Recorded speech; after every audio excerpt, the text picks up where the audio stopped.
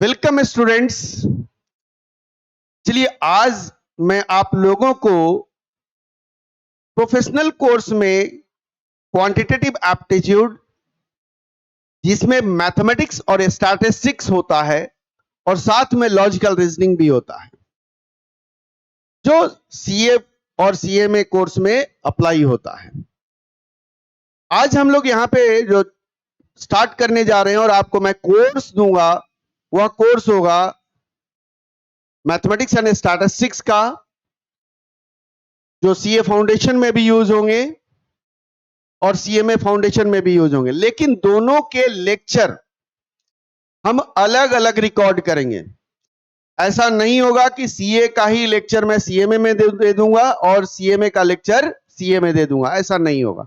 CA का lecture अलग होगा, सीएमए का लेक्चर अलग होगा।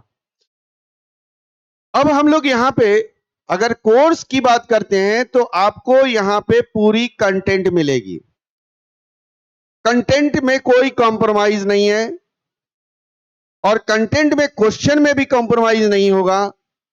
आप कभी भी क्लास अगर देखते हैं तो क्लास पूरा देखिए, उसको समझिए, और यह जो हमारा रिकॉर्डिंग्स हैं या जो क्लासेस हैं या यूट्यूब पे भी जाएगा, वहां से आप वॉच करिए, पूरा देखिए। आप पूरा देखने के बाद फिर आप डिसाइड करिए कि यह क्लास कैसा लगा। अगर उसमें कहीं पे भी डाउट होगा, आप मुझे पर्सनली मेरे कॉन्टैक्ट नंबर पर संपर्क कर सकते हैं, कॉन्टैक्ट कर सकते हैं, जिससे कि आपको कोई भी डाउट और क्वेरी हो वह मैं सॉल्व करूं। हम चाहते हैं यहां पे कि आप लोग जो मैथमेटिक्स और स्टैटिस्टिक्स का फोबिया बन गया है, उस फोबिया को हटाना है। क्योंकि कंसेप्चुअली आप कोई भी शॉर्ट ट्रिक लेकर आओगे तो आपका वहां पे कैलकुलेशन आसान हो जाएगा और साथ के साथ आपको वह मेमोराइज भी रहेगा। नहीं तो सिंपल बिना कंसेप्चुअली शॉर्ट ट्रिक करते हो आप, कितना शॉर्ट ट्रिक याद रखोगे आप? शॉर्ट ट्रिक करने के लिए हमें कंसेप्ट भी आने चाहिए। इसलिए हम लोग यहां डिस्कस करेंगे पहले कंसेप्ट, और उस कंसेप्ट से रिलेटेड क्वेश्चन क्या क्या बनेगा हमारा एमसीक्यू में, और साथ में उसके ट्रिक्स क्या होंगे, उसको कैसे हम लोग वहां पे कैलकुलेट कर सके। पूरी प्रॉपर नोट्स तैयार करिएगा आप लोग। जो मैं यहां पे कराऊंगा आप प्रॉपर नोट्स तैयार करिएगा। उस प्रॉपर नोट्स के आधार पर आप लोग अपना पूरा का पूरा एक कोर्स बना लेंगे और आप बड़े आसानी से एग्जामिनेशन के समय रिवाइज करते हुए जाएंगे आप। चलिए हम लोग आज ज्यादा समय मैं नहीं लूंगा आप लोगों का। यहां पे मैं स्टार्ट करने जा रहा हूं chapter ratio and proportion. Ratio proportion में सबसे पहला पार्ट हम लोग का रेशियो का होगा, फिर दूसरा पार्ट होगा प्रोपोर्शन का, फिर उसके बाद मैं स्टार्ट करूंगा जो नेक्स्ट जो हमारा होगा इंडाइसेस और लॉगरिथम, जिसमें सबसे पहले इंडाइसेस करेंगे और उसके बाद लॉगरिथम करेंगे। आपके मन में आएगा ऐसा क्यों? क्योंकि बेटा देखिए, आप लोग रेशियो और प्रोपोर्शन दोनों आपस में लिंक्ड होता है, उसी तरीके से इंडाइसेस और लॉगरिथम भी लिंक्ड होता है। जब वह लिंक्ड है तो आपको उसी तरीके से समझना चाहिए। क्लियर है यहां तक? चलिए हम लोग स्टार्ट करेंगे मैथमेटिक्स का सबसे पहला चैप्टर, रेशियो एंड प्रोपोर्शन।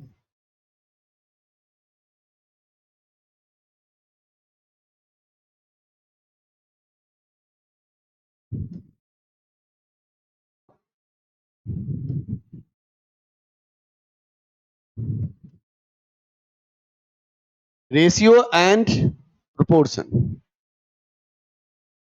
अब इसमें हमारे पास दो पार्ट्स हैं, एक पार्ट है रेशियो और दूसरा है प्रोपोर्शन।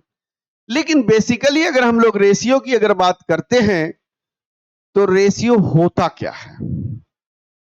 चलिए मैं एक छोटा सा एक एग्जांपल लेता हूं, उस एग्जांपल से समझें कि रेशियो का मीनिंग कहां से कैसे निकल के आ सकता है।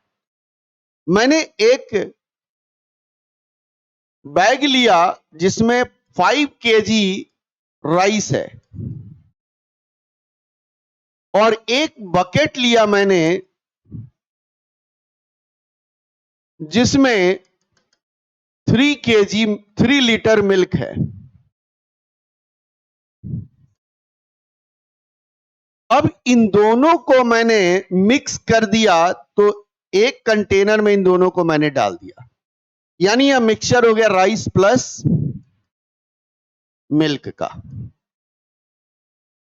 अब जरा ध्यान देना है, राइस 5 केजी है और मिल्क 3 लीटर्स है। बताओ जरा, इस जो मिक्सचर मेरा जो बना वह कितनी क्वांटिटी का हुआ? टोटल क्वांटिटी बताना है। 5 केजी प्लस 3 लीटर है, 3 केजी नहीं है, इसका मतलब मेरा यह टोटल क्वांटिटी कैलकुलेट नहीं होगा। जब टोटल क्वांटिटी कैलकुलेट नहीं कर पाएंगे तो इसका मतलब हमारा इन दोनों के बीच में रेशियो का फॉर्मेशन नहीं होगा।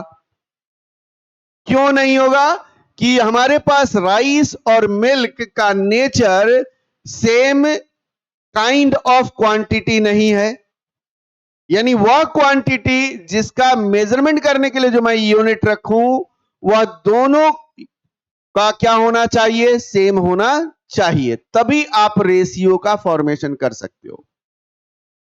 यानी यहां पे 5 केजी और 3 लीटर, यहां पे दो अलग अलग यूनिट्स हैं, एक का यूनिट्स केजी है और दूसरे का यूनिट लीटर्स है, यहां पे रेशियो का फॉर्मेशन नहीं होगा।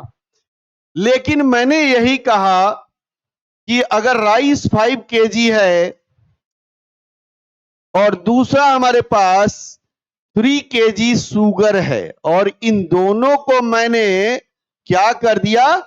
मिक्स करके एक नया क्वांटिटी बना दिया। टोटल मिक्सचर का कितना हो गया हमारे पास? राइस और शुगर का, राइस और शुगर का, राइस प्लस शुगर। बताओ कितना क्वांटिटी हो गया? टोटल 8 केजी हो गया। अब यह क्वांटिटी, इस मिक्सचर का टोटल क्वांटिटी मेजर हो रहा है, इस मिक्सचर का टोटल क्वांटिटी मेजर नहीं हो रहा। जब यह टोटल क्वांटिटी मेजर हो गया, मतलब यह दोनों जो क्वांटिटीज हैं यह सेम काइंड हो गए। इसका मतलब जब तक सेम काइंड नहीं होगा तब तक रेशियो का फॉर्मेशन नहीं होगा। यानी हमारे पास रेशियो का डेफिनेशन क्या आ गया? Ratio is the comparison between two quantities. Ratio is the comparison between two quantities of same kind, या same kind नहीं है, not same kind, not same kind, या क्या हो गया? This is the same kind, this is the same kind। यह आपका क्या हो गया? यह रेशियो का फॉर्मेशन करेगा। अब मैंने कहा कि टोटल 8 केजी, जस्ट रिवर्ट करते हैं, टोटल 8 केजी में कितना केजी राइस है? 5 केजी, और हमारे पास कितना है? शुगर कितना है? 3 केजी। तो मैं कह सकता हूं कि 8 केजी में प्रोपोर्शनेटली, यानी रेशियो 5:3 का है, यानी rice 5 KG and sugar 3 KG. यह 5:3 का रेशियो फॉर्म कर रहा है। मतलब अगर राइस और शुगर का रेशियो कहता है तो क्या बन जाएगा? 5:3। और शुगर और राइस का रेशियो कहेगा तो 3:5 होगा। ध्यान रखना है, पहला कौन सा टर्म है? शुगर है तो शुगर की क्वांटिटी, दूसरा कौन सा है? राइस है तो राइस की क्वांटिटी। पहला अगर राइस है तो राइस की क्वांटिटी, दूसरा शुगर है तो शुगर की क्वांटिटी ली जाएगी रेशियो के फॉर्मेशन में। ऑर्डर को भी ध्यान रखना है, ऐसा नहीं कि ऑर्डर को ध्यान नहीं रखना है। तो चलिए डेफिनेशन क्या कहता है? Ratio is the comparison between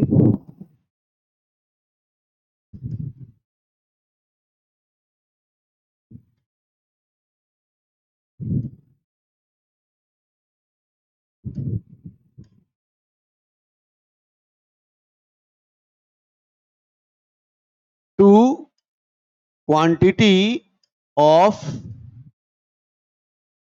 same kind, same kind, ध्यान रखना है, same kind। Let A and B be two quantities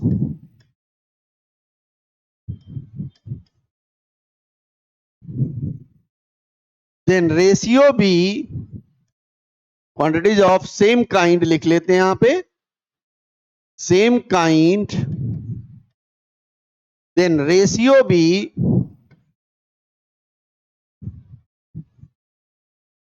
A:B, और रेशियो को हम लोग फ्रैक्शन में भी लिखते हैं A/B। ध्यान रखना, रेशियो को हम लोग फ्रैक्शन में भी लिखते हैं। यहां तक कोई डाउट है तो बोलो बेटा। चलिए, अब रेशियो में हमारे पास बात आ गई कि रेशियो A:B है। ए को क्या कहते हैं और बी को क्या कहते हैं? ए को हम लोग एंटीसीडेंट कहते हैं और बी को हम लोग कंसीक्वेंट भी कहते हैं। अब अगर आपसे क्वेश्चन कहा क्या रेशियो का कोई भी टर्म निगेटिव हो सकता है कि नहीं, बात यहां समझने वाली चीजें। हमने कहा A:B है, क्या A निगेटिव हो सकता है? क्या B निगेटिव हो सकता है? यह डिपेंड करता है कि हमारा रेशियो कहां पे डिफाइन की जा रही है। अगर रेशियो रियल वर्ल्ड की क्वांटिटीज में कंसीडर किया जाएगा, जैसे राइस का, शुगर का, मिल्क का, वाटर का, ये they are the real world quantity, यहां पे रेशियो निगेटिव नहीं होगा।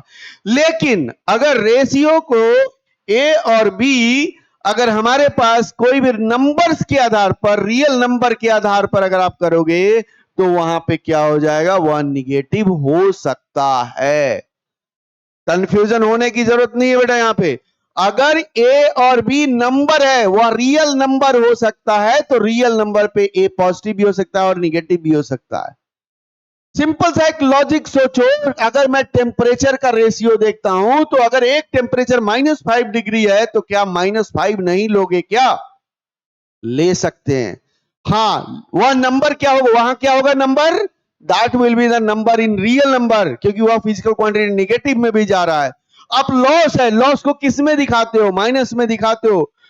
हमारे पास प्रॉफिट का रेशियो देखना है, एक प्रॉफिट हो रहा है, एक लॉस हो रहा है, तो क्या होगा? माइनस में आएगा कि नहीं आएगा? तो यहां पे हमें ध्यान देना है कि अगर रियल वर्ल्ड की कोई फिजिकल क्वांटिटी में तो जिसको हम लोग मेजर करते हैं, लेंथ हो गया, हमारे पास टाइम हो गया, और हमारे पास क्या हो गया? डिस्टेंस हो गया, वेट हो गया, क्या है हमारे पास? They are the quantities which is measured in some units. तो उस केसेस में हमारे पास वह पॉजिटिव होता है। But in numbers, in real numbers, it may be negative और it may be positive. Clear है यहां पे? तो रेशियो हमेशा ध्यान रखना है, या कोई जरूरी नहीं कि सबसे पॉजिटिव ही होना चाहिए, निगेटिव नहीं होगा, ऐसा नहीं है। तो चलिए,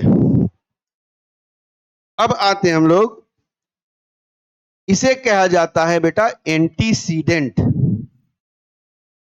एंटीसीडेंट, और इसे कहते हैं हम लोग कंसीक्वेंट। एंटीसीडेंट और दूसरा हमारे पास क्या है? कंसीक्वेंट। अब A:B है, first term is known as antecedent और सेकेंड टर्म इज कंसीक्वेंट। यानी हम कह सकते हैं कि फ्रैक्शन में है तो क्या होगा? Numerator is antecedent and denominator is consequent. अब एंटीसीडेंट और कंसीक्वेंट के बारे में भी समझ गए आप। अब मान लो मैंने कहा, एक छोटा सा एग्जांपल लिखा मैंने, what is the ratio of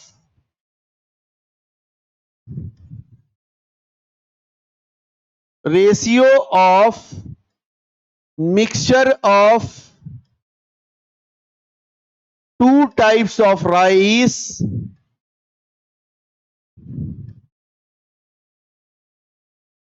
A and B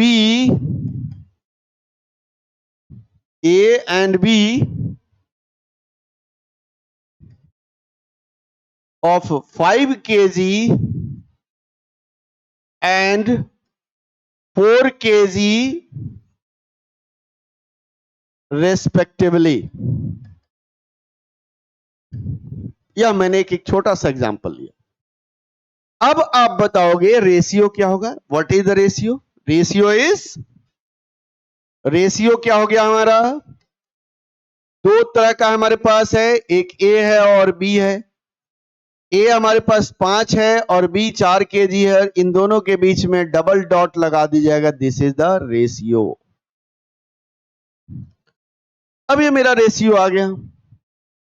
अब रेशियो के पहला टर्म में अगर मैं कोई कांस्टेंट मल्टीप्लाई कर दूं और सेम कांस्टेंट दूसरे टर्म में मतलब कंसीक्वेंट में मल्टीप्लाई करूं, क्या रेशियो में चेंज होगा? ये अभी तो एक बात आ गई। मैंने कहा, ये मेरा इस एग्जाम्पल का आंसर है, मैंने कहा कि इसमें 2 मल्टीप्लाई कर दिया और इसमें मैंने 2 मल्टीप्लाई कर दिया, तो मेरा बन गया 10:8।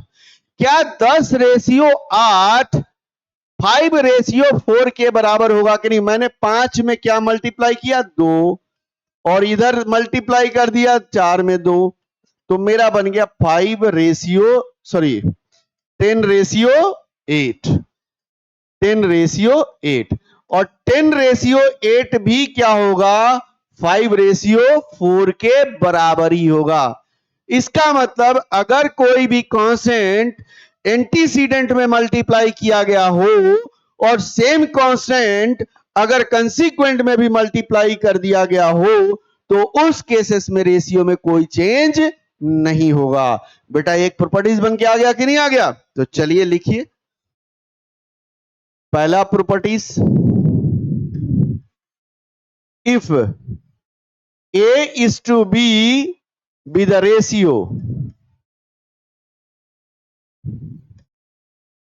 then A is to B, this implies that this is also equal to the KA is to KB, and यही भी बराबर होगा A by K ratio B by K,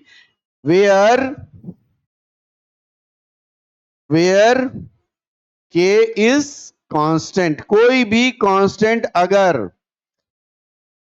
क्या कर रहे हो, मल्टीप्लाई करोगे और डिवाइड करोगे तो रेशियो पे कोई फर्क नहीं पड़ेगा। क्लियर हो गया? अब सिंपल सी बात है, यह मीनिंग मैंने क्यों बोला यहां पे। अब मान लो कि अगर हमारे पास ए और बी दो तरह का राइस है और इन दोनों राइस का एक मिक्सचर बनाया, उस मिक्सचर में रेशियो है ए और बी की क्वांटिटी का 5:4।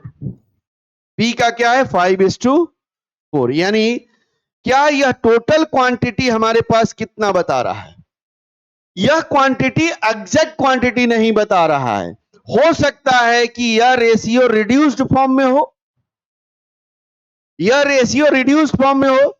जैसे मैंने कहा कि अगर मैंने क्या लिया, 10 kg राइस ए ले लिया और 8 kg राइस बी ले लिया, तो मेरा इन दोनों का टोटल क्वांटिटी 18 kg हो गया।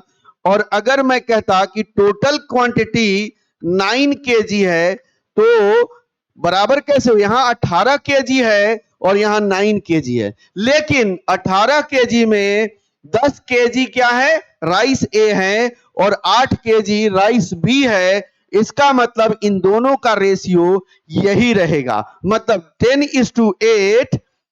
10:8 ऑलवेज किसके बराबर होगा? इसको 2 से डिवाइड कर दिया मैंने, तो 5 रेशियो 4, यही होगा कि नहीं होगा? अब देखो जरा, यानी कि रेशियो जो दिया हुआ होगा वह एग्जैक्ट क्वांटिटी नहीं होता है, ध्यान रखना। हमने कहा कि रेशियो दिया हुआ है 3:2, इसका मतलब दो क्वांटिटी का रेशियो 3:2 है। इसका मतलब यह नहीं है कि टोटल क्वांटिटी 5 kg है। मैं यही इसे इंटरप्रेट कर सकता हूं कि अगर 5 kg होता है तो ए 3 kg होगा और बी 2 kg होगा। अगर हमारे पास 10 kg होता तो ए 6 kg होगा और बी 4 kg होगा। यानी रेशियो एग्जैक्ट क्वांटिटी डिसाइड नहीं करता है। एग्जैक्ट क्वांटिटी कैसे डिसाइड करेंगे? तो या तो हम मान लेते हैं 3k, इसका ए का क्वांटिटी कितना हो गया? 3k, और बी का कितना क्वांटिटी हो गया? 2k। यह टोटल क्वांटिटी माना जाएगा 5k। और के की कुछ वैल्यू होगी, के की वैल्यू 1 है तो यहाँ 3 kg और 2 kg हो जाएगा, के की वैल्यू 2 होगा तो 6 kg और क्या हो जाएगा 4 kg होगा। तो इस तरीके से रेशियो कभी भी टोटल क्वांटिटी एग्जैक्ट नहीं बताता है, वहां पे हम इंटरप्रेट कर सकते हैं कि इतनी क्वांटिटी में इतना है। जैसे कि यहाँ 5 है तो 5 में 3 kg और 2 kg, 10 है तो 6 kg और 4 kg, 15 kg है तो 9 kg एंड 6 kg, इस तरह का हो सकता है। यानी हमारे पास जब कोई भी एंटीसीडेंट और कंसीक्वेंट में दोनों में मल्टीप्लाई किया जाए तो रेशियो पर कोई फर्क नहीं पड़ता है, इसलिए इन दोनों की टोटल जो क्वांटिटी, इन दोनों की जो क्वांटिटी होगी एग्जैक्ट नहीं होगी, वो हो सकता है वह रेशियो के रिड्यूस्ड फॉर्म में हो सकता है। क्लियर हो गया होगा यहां पे। अब बात आती है हम लोगों को, हमने कहा व्हाट इज द, एक अगला एग्जांपल देखो बेटा, what is the ratio of mixture of two types of tea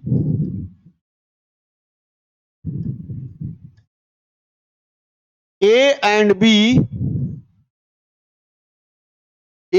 B of 15 kg and 20 kg respectively.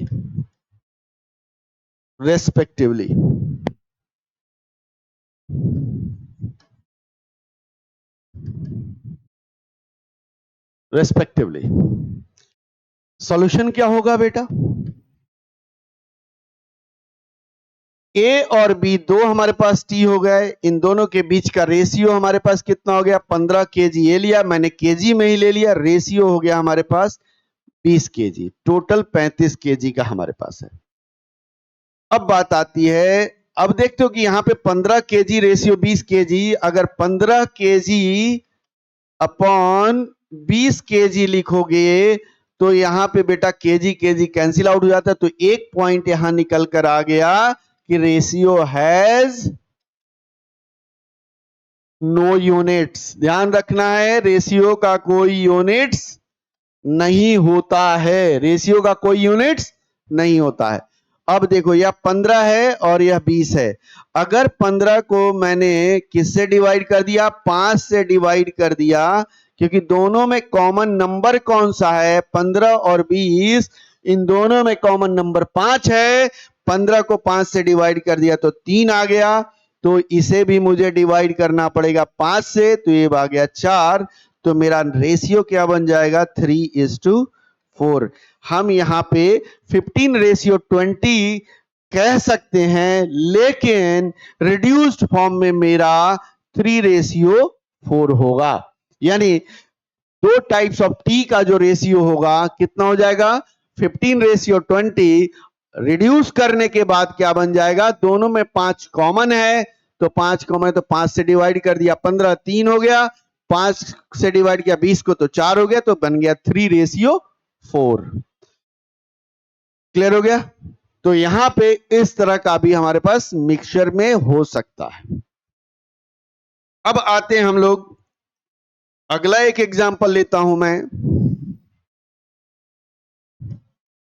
What is the ratio of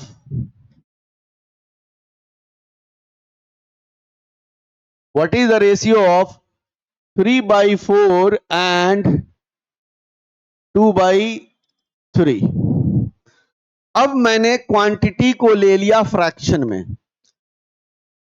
अब जरा ध्यान देना, इसको कैसे सॉल्व करोगे, सॉल्यूशन होगा हमारे पास, अगर जनरल कंसेप्ट में आते हैं तो पहला क्वांटिटी 3/4 है, रेशियो 2/3 है, यह हमारे पास है।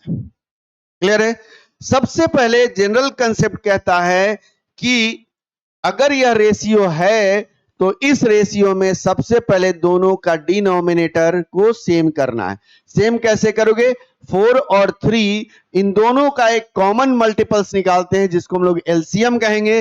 4 और 3 का एलसीएम हो गया 12, यानी हमने निकाला 4 और 3 का एलसीएम। क्या निकाला, एलसीएम। एलसीएम निकालने के बाद कितना आएगा 12 आ रहा है।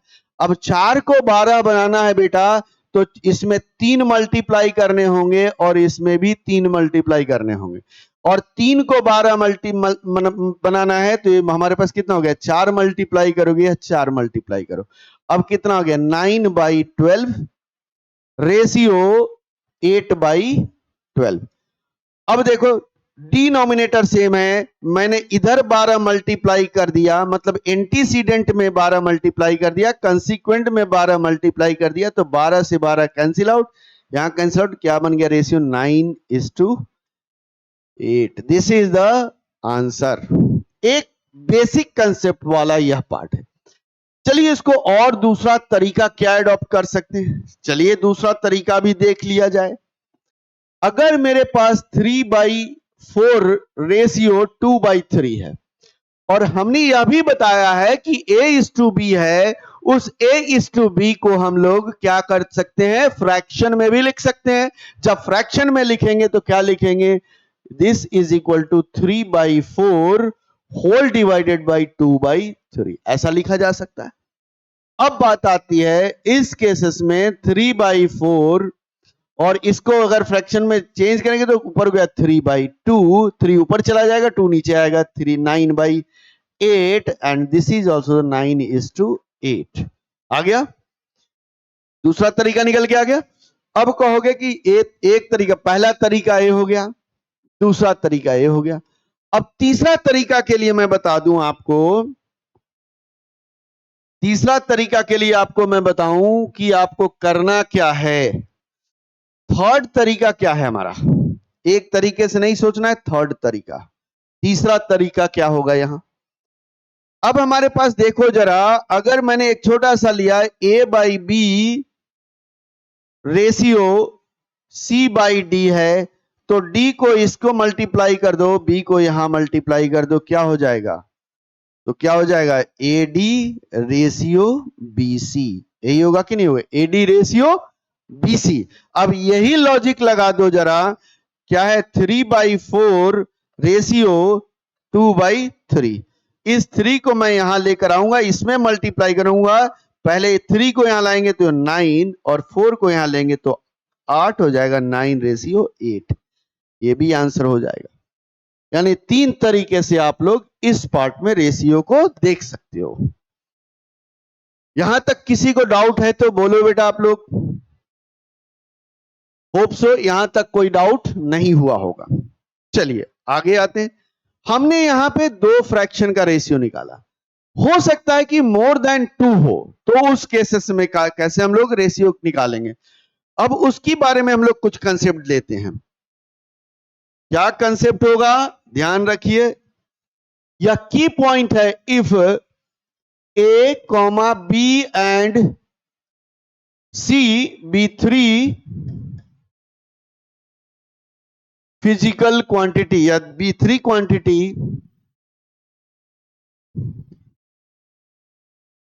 देन रेशियो क्या लिखते हैं हम लोग। अब कहोगे कि अभी तक सर आपने क्या किया, 2 की बात कर रहे थे, अब 3 हो सकता है, 4 भी हो सकता है, ऐसा नहीं कि 4 नहीं होगा। आप लोग देखते हो प्रॉफिट शेयरिंग रेशियो की बात करते हैं, 3 पार्टनर है, प्रॉफिट तीनों में डिवाइड होंगे, 4 पार्टनर है, चारों में डिवाइड होंगे, तो चारों का रेशियो होता है, 3 है तो तीनों का रेशियो होगा, 2 है तो 2 का रेशियो होगा। तो जितने हमारे पास फिजिकल क्वांटिटी होंगे उन सभी का भी आपस में रेशियो होता है। तो रेशियो क्या बन जाएगा हमारा, A:B:C, this is the ratio of 3 quantity. अगर बेटा यही 4 होता तो क्या बन जाता, A ratio, B ratio, C ratio और D रेशियो, चारों फिजिकल क्वांटिटी का आपस में कंपैरिजन कर रहे हैं। तो इस पर एग्जांपल क्या है, चलिए एग्जांपल देखते हैं। एग्जांपल देखिए जरा, इफ 3 क्वांटिटी B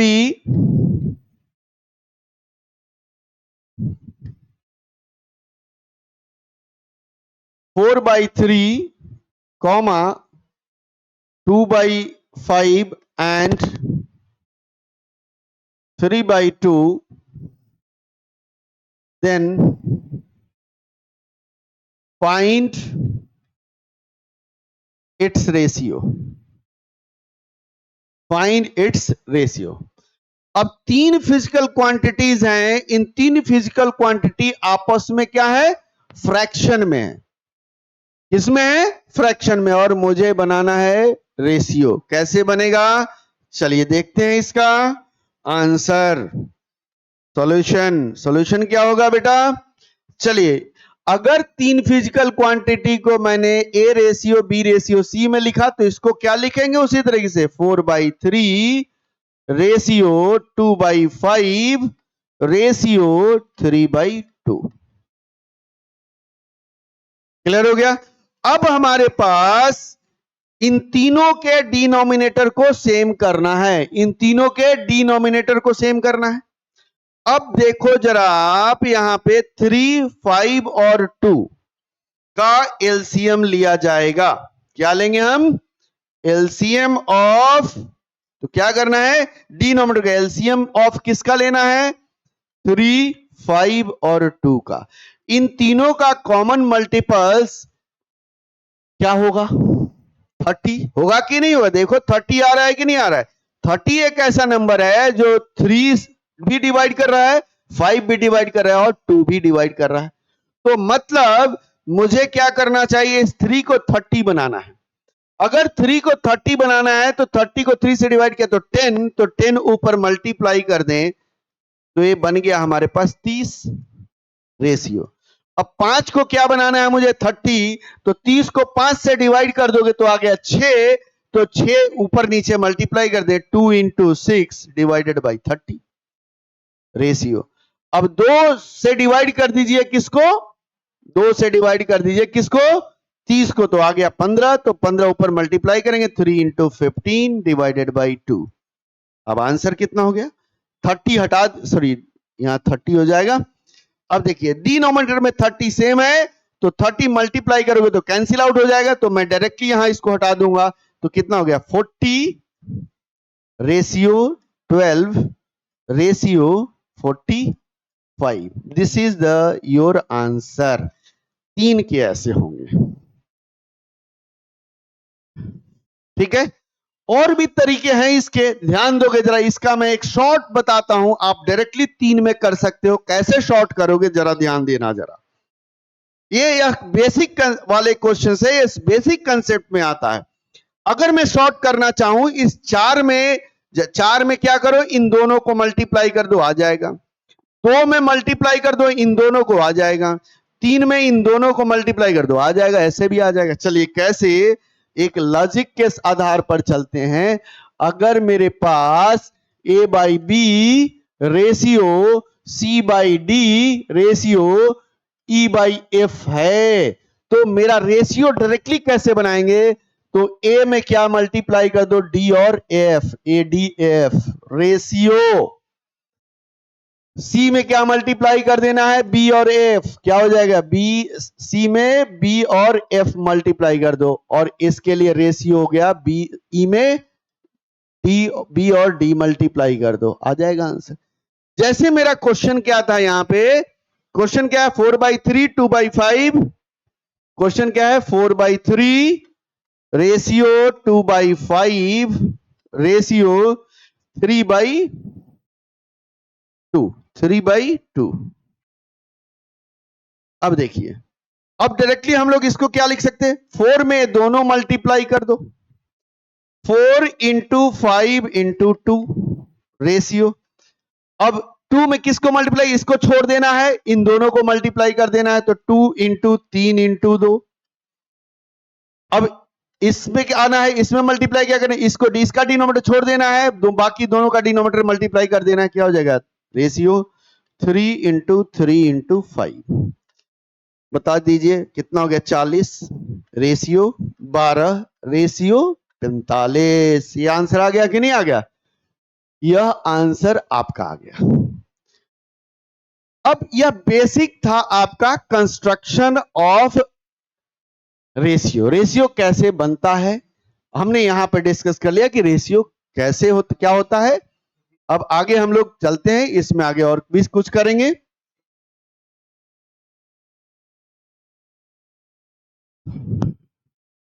अब इसके बाद हम लोग का आता है types of ratio, major part है।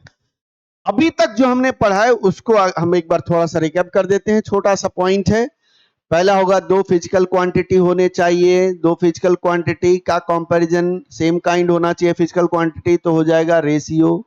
अगर ए और बी दो फिजिकल क्वांटिटी है तो A ratio B ratio C होगा। रेशियो का कोई यूनिट नहीं होता है। अगर ए और बी हमारे पास दो फिजिकल क्वांटिटी का ratio A is to B है तो A is antecedent, B is consequent, यही था। अगर एंटीसीडेंट में कोई भी कांस्टेंट मल्टीप्लाई कर दें तो वही कांस्टेंट अगर कंसीक्वेंट में मल्टीप्लाई करें तो रेशियो पे कोई फर्क नहीं पड़ेगा। सीधी सी बात है, अगर एंटीसीडेंट में जिस कांस्टेंट से डिवाइड करोगे उसी कांस्टेंट से कंसीक्वेंट में भी डिवाइड कर दो, आपका रेशियो में कोई फर्क नहीं पड़ेगा। क्लियर हो गया? ये सब पॉइंट्स हमें ध्यान रखने हैं।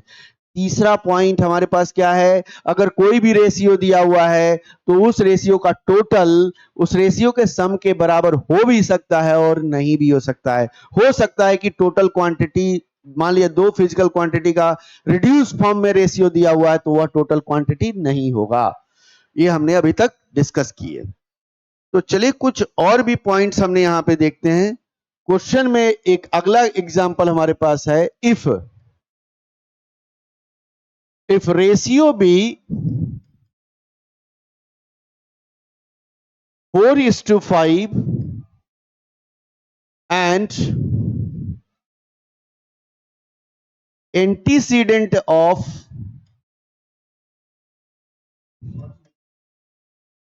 it's become 8, find its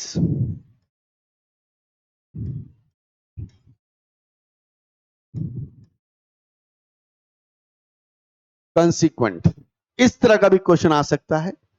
चलिए क्या आंसर होगा जरा देखते हैं।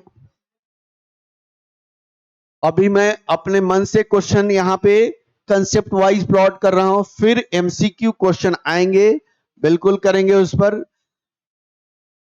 सॉल्यूशन क्या होगा, रेशियो बेटा हमारे पास 4:5 है। यह मेरा एंटीसीडेंट है और यह कंसीक्वेंट है। माने ए is antecedent, C is consequent. अब एंटीसीडेंट बिकम्स 8, मतलब यह 8 हो गया। एंटीसीडेंट क्या हो गया, 8 हो गया। मतलब 4 से यह 8 बना, मतलब 2 मल्टीप्लाई होगा। और इसमें भी 2 मल्टीप्लाई करोगे, क्योंकि जब एंटीसीडेंट 8 हुआ है तो रेशियो में बिना चेंज किए हुए कंसीक्वेंट क्या बनेगा। मतलब 5 में 2, अगर 4 से 8 बना है मतलब 4 में 2 मल्टीप्लाई हुआ है तो 8 बना, तो 5 में भी 2 मल्टीप्लाई करेंगे 10 आएगा। एक तरीका ये है। दूसरा तरीका ऐसा भी सोच सकते हो, अगर रेशियो को फ्रैक्शन में लिख लिया 4/5 और यह 4/5 रेशियो किसी दूसरे रेशियो के बराबर होगा जिसका एंटीसीडेंट 8 बन गया और मुझे कंसीक्वेंट पता नहीं है, मैंने कंसीक्वेंट के जगह पे x लिख लिया। तो अब क्रॉस मल्टीप्लीकेशन अगर करते हैं तो 4x = 5 × 8 यही होगा, और x = हो जाएगा 5 × 8 डिवाइडेड बाई 4, मतलब यह हो गया 10। x की वैल्यू 10 आ गया। इस तरीके से भी आप क्वेश्चन को सॉल्व कर सकते हो। चलिए अगला एक और एग्जांपल इससे करते हैं। अगला एक और एग्जांपल करते हैं हम लोग। If ratio B 7:8 and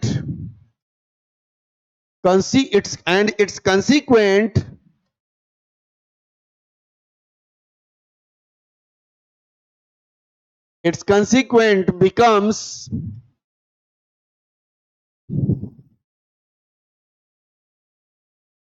45, then find its antecedent. Find its antecedent. इसका एंटीसीडेंट फाइंड आउट करेंगे। आई बात समझ में? अब थोड़ा सा क्वेश्चन यहां क्या होगा, आप जरा ध्यान से देखो जरा क्या है यहां पे। सॉल्यूशन देखते हैं हम लोग। सॉल्यूशन क्या है? सॉल्यूशन क्या है बताओ जरा। हमारे पास एंटीसीडेंट और कंसीक्वेंट 7:8 है। अब 8 से 45 बन गया। 8 से 45 बन गया। 8 के मल्टीपल में 45 है ही नहीं, तो कैसे बनेगा भाई? कैसे बनेगा? ध्यान रखना है। कंसीक्वेंट 8 से 45 कैसे बना होगा? पहले 8 को 8 से डिवाइड किया और 8 को 8 से डिवाइड करते ही 1 बन गया और 1 में 45 मल्टीप्लाई कर दिया, मेरा 45 आ गया। मतलब 45/8। अब वही चीज यहां बनाओ बेटा आप लोग। क्या हो गया? 8 से डिवाइड करो और 45 से मल्टीप्लाई कर दो। तरीका देखो क्या मैंने बनाया। 8 को 8 से डिवाइड कर दिया तो 1 बन गया। 1 में जितने नंबर से मल्टीप्लाई करना उसका बन जाएगा कंसीक्वेंट। अब कितना हो गया? 7 को 8 से डिवाइड किया और 45 से मल्टीप्लाई कर दिया, तो आपका कितना हो गया? 7 5 जा 35 और 315/8, यह आंसर हो जाएगा। एक तो ये तरीका है। दूसरा तरीका आप जो बताया है उस तरीके से भी जा सकते हो आप।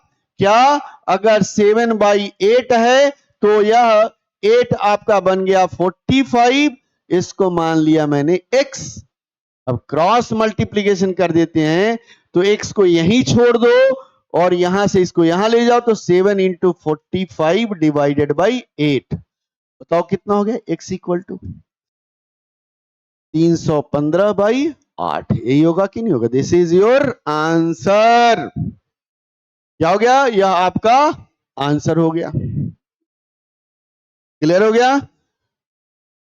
तो आपका एंटीसीडेंट और कंसीक्वेंट से रिलेटेड क्वेश्चन और कंस्ट्रक्शन हमने किया किसका? रेशियो का। अब आते हैं हम लोग टाइप्स ऑफ रेशियो पे। अब आते हैं टाइप्स ऑफ रेशियो पे। Types of ratio. Types of ratios. If A is to be the ratio, then देखो बेटा मैं लिखवा रहा हूं आपको, आप लोग लिखते चलना। पीपीटी बनाकर ले आ सकता था, लेकिन आप लोग पीपीटी देख लेते हो, उसको छोड़ देते हो। कुछ नहीं करना है, लिखो आप लोग। जब एमसीक्यू आएंगे तो एमसीक्यू में क्वेश्चन पे सारे पीपीटी रहेंगे, तो आप ध्यान रखोगे। आप लोग नोटिंग करो, मैं इसलिए लिख रहा हूं कि आप भी नोट करो ताकि याद रहेगा। सबसे पहला हमारे पास है inverse ratio. Inverse ratio. Inverse ratio मतलब अगर A is to B है तो इसका इनवर्स कर दोगे तो आ जाएगा B is to A। मतलब रेशियो का एंटीसीडेंट इनवर्स का कंसीक्वेंट बनेगा और रेशियो का कंसीक्वेंट एंटीसीडेंट का कंसीक्वेंट इनवर्स का एंटीसीडेंट बन जाएगा। यही तो बनेगा। दूसरा हमारे पास है डुप्लीकेट रेशियो।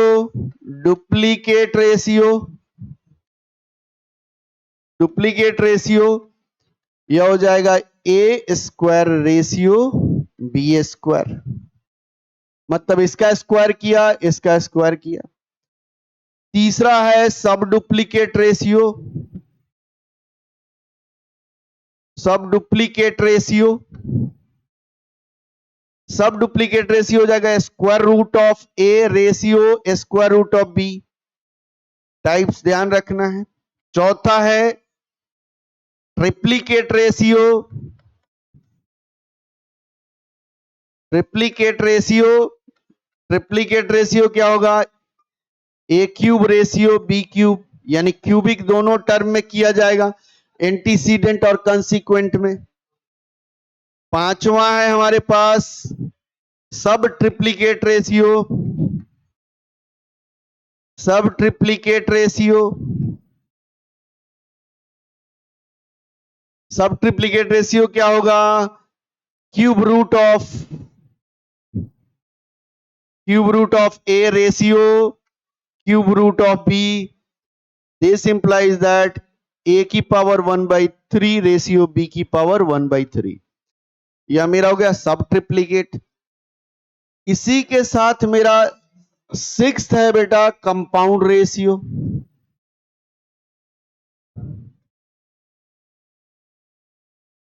कंपाउंड रेशियो में क्या होगा? If a is to b, c is to d, e is to f, कई एक रेशियोज हैं. इन सभी रेशियो का देन कंपाउंड रेशियो निकाले तो क्या होगा? कंपाउंड का मतलब यहां हो गया मल्टीपल. कंपाउंड रेशियो या कंपोजिट रेशियो कहो, कंपाउंड रेशियो कहो या कंपोजिट रेशियो कहो. आप क्या करोगे? लिखो a बाई बी. पहला रेशियो को मैंने फ्रैक्शन में लिखा, दूसरा रेशियो को फ्रैक्शन में लिखा c बाई डी, दूसरे को मल्टीप्लाई कर दो e by F and so on. मतलब A B C A C E and so on, B D F and so on, they are the compound ratio, या इसको हम लोग कह सकते हैं कंपोजिट रेशियो. आ गई बात समझ में? यह हमारे पास कंपाउंड रेशियो होगा या कंपोजिट रेशियो होगा. यह टाइप्स आप लोग ध्यान से जरा करो, टाइप्स को ध्यान रखना है. पहला होगा इनवर्स रेशियो, मतलब एंटीसीडेंट को कंसीक्वेंट में कन्वर्ट कर दो, कंसीक्वेंट को एंटीसीडेंट में कन्वर्ट कर दो. डुप्लीकेट रेशियो, दोनों एंटीसीडेंट और कंसीक्वेंट दोनों टर्म का स्क्वायर कर दोगे, क्या हो जाएगा? डुप्लीकेट. सब डुप्लीकेट क्या होगा?